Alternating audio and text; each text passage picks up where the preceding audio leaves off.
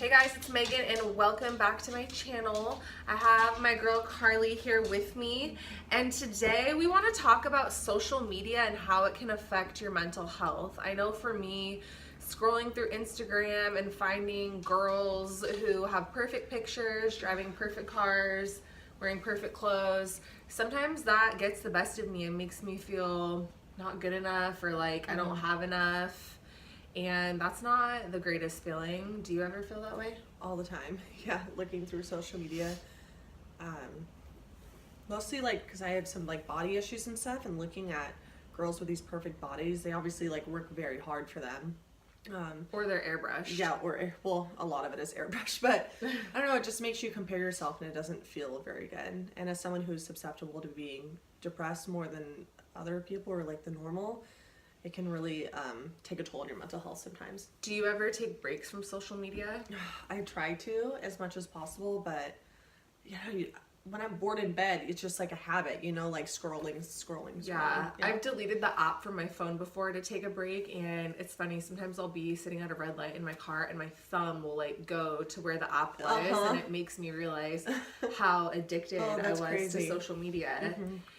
And yeah, I kind of just miss the old days, like when we were kids and there was no Facebook, no Instagram, none of that. I can't even imagine what a world like that would be, because that's just not realistic anymore. I think about that too, like as an adult, like I look at these pictures and sometimes I'll get down on myself, but I have to remind myself like that's not reality. These pictures were planned and their life isn't perfect, they're normal people like everyone else, but I can't imagine being younger and then growing up with this from the beginning and always having to compare yourself to these like Instagram models and like this high standard of like living and everything. I think it would be really hard when you're younger to if I was like 12 or 13, I feel like kids these days are growing up a lot faster than I did. I mean, I meet kids sometimes and a girl will look 25 and she's like, oh, I'm 12. I'm like, yeah.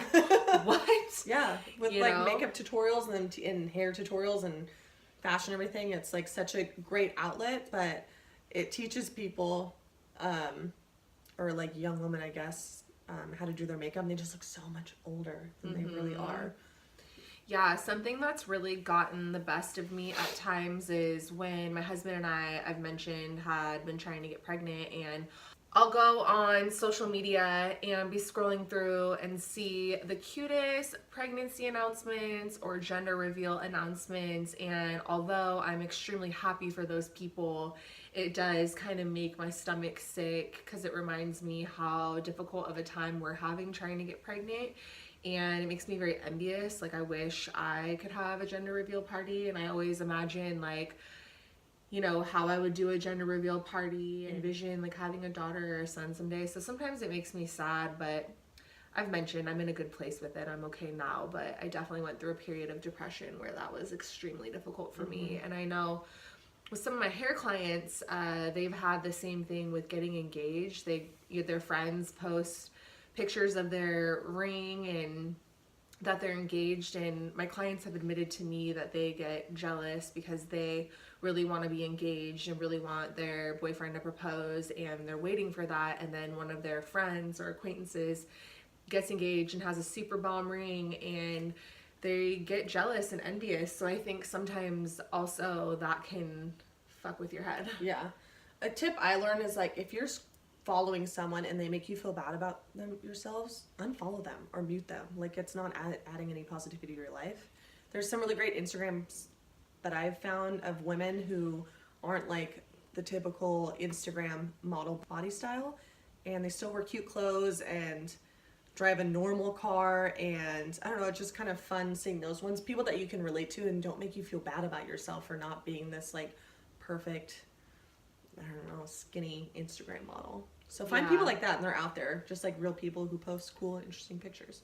Exactly. And I admit I haven't been afraid to unfollow people. I unfollow things a lot, and sometimes later I'm like, oops, sorry, I unfollowed you. But it's nothing personal. I have learned too, like, people have unfollowed me and maybe my posts annoy people, and that's okay.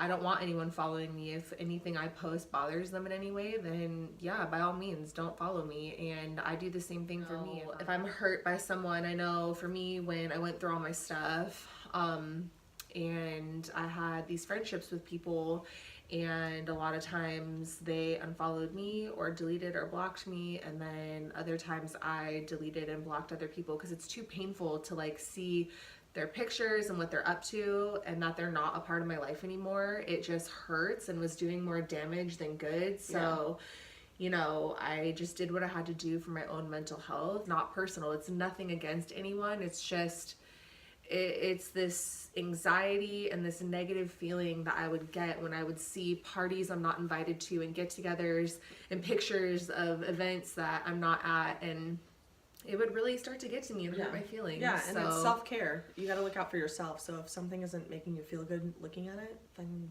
block, delete, unfollow. Whatever you have to do.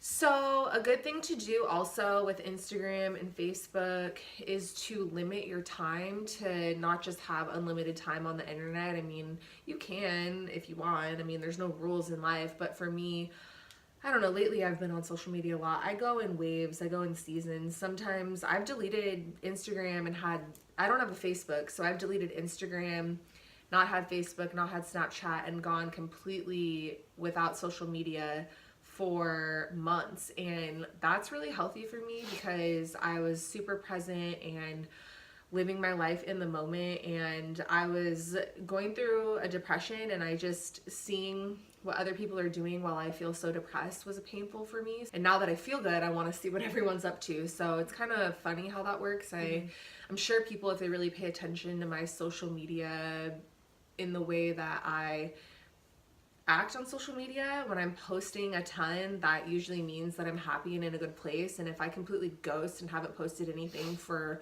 months, that probably means I'm not in a great place. And there's at least on my iPhone, I'm sure they have it on Androids too. There's like a screen time button, and it'll log like how many hours, like a day or a week, that you've spent on social media. So you can always look at that and then try to, you know, manage how much time you spend on social media. It's hard. I mean, I believe it's an addiction now. We are such a curious generation where we want to see what everyone's doing, but something I've noticed that can really get on my nerves and hurt my feelings and bother me is when I take time out of my schedule to get dinner with a girlfriend, or even going out to dinner with my husband, and they're on their phone the whole time, or texting, or, you know, it's very distracting when you're trying to have a conversation with someone at a restaurant and their phone is like sitting right there by the plate, and it's just like going off. Like, I feel like now I would say something. Like, I've become a lot more bold and blunt with everything I've been through, and now that I don't do hair publicly anymore, I don't really worry about offending people. I really don't care. But I would say something now, because I just think it's hella rude to be on your phone when you're spending time with someone, unless you're kind of both agreeing to, okay, like, let's just sit on the couch and watch TV, and like, you know, we're not chill. Yeah, but when you haven't seen a friend in a really long time and you're meeting up to get a meal at a restaurant, I just think put your phone in your purse and don't check it until you leave. Yeah. That's just me. I agree. Unless you have like an important phone call that you're waiting for, but yeah, I mean, like, there's but you want to be constantly on Facebook, like, oh, sorry, what'd you say? Yeah, my husband and I have a rule: when we go out to eat, we put our phones away. Sometimes I'll ask him, hey, can I like post a picture of our food to post it on my Instagram story?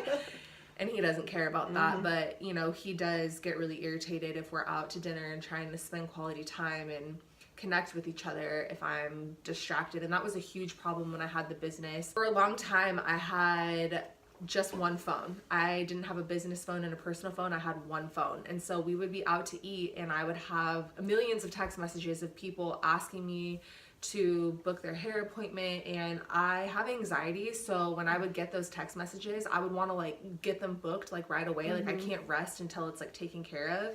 So if you have a business, I highly recommend having a business phone and a personal phone. I think that's really important. Yeah, or you don't even need a different phone anymore. You can just use Google Voice and have a different number, and it goes to a different app on your phone, but For it real? works. I didn't even know that. Yeah, but it works as like a phone number.